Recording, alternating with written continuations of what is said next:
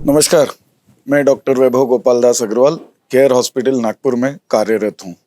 मैं वहाँ पर internal medicine department, critical care department दोनों में काम करता हूँ। इंटरनल मेडिसिन एक ऐसी ब्रांच है जो पूरे व्यक्ति को एज ए पेशेंट नहीं, एज ए होलिस्टिक अप्रोच रखती है, मतलब सिर से लेके पैर तक।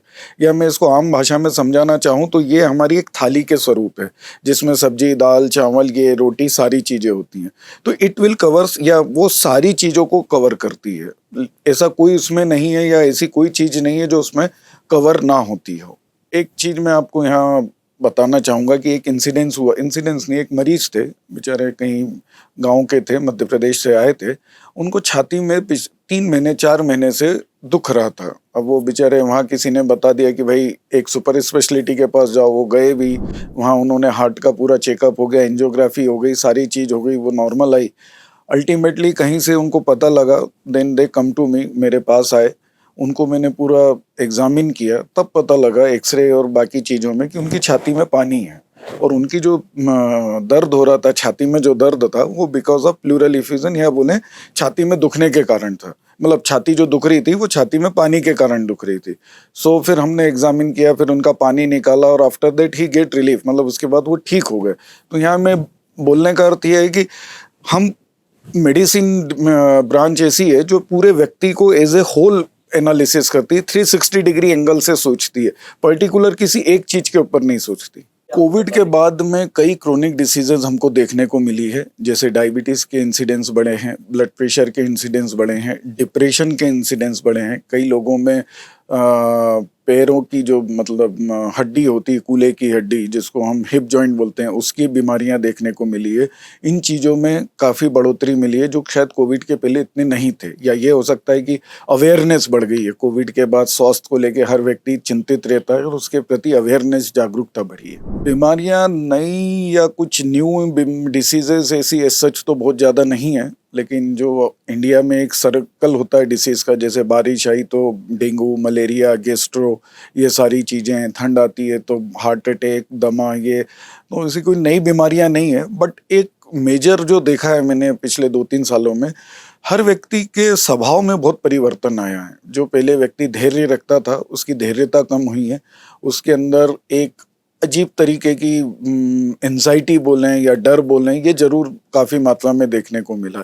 इसका सीधा सा असर स्वास्थ्य पे ऐसे पड़ता है कि जब हमारे अंदर पेशेंस की या धैर्य की कमी होती है, तो हमारा बीपी बढ़ता है, शुगर बढ़ती है, और कई बीमारियों को जन्म देती है। देखिए, इंटरनल मेडिसिन किसी भी परिस्थिति को अगर कोई व्यक्ति डील कर सकता है तरीके से, तो वो है इंटरनल मेडिसिन।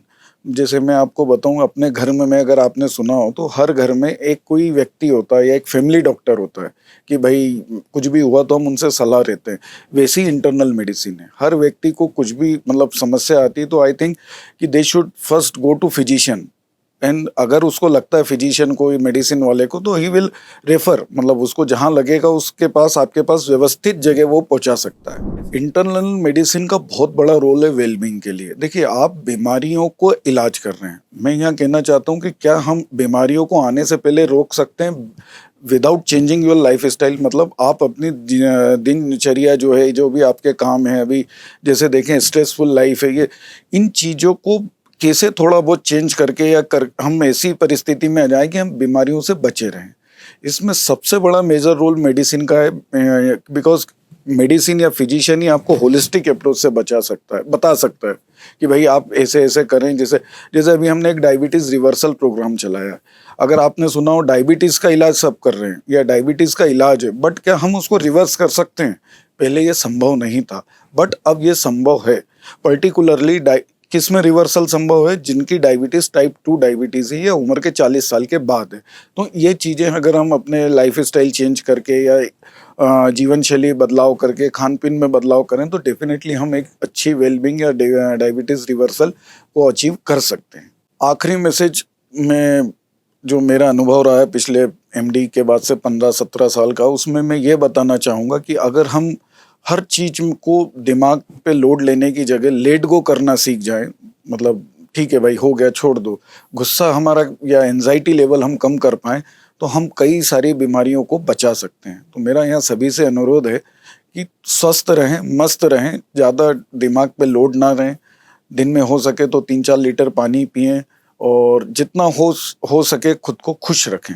खुशी एक ऐसी चीज़ है जो कई दवाइयाँ से ज़्यादा बेहतर काम करती है। धन्यवाद।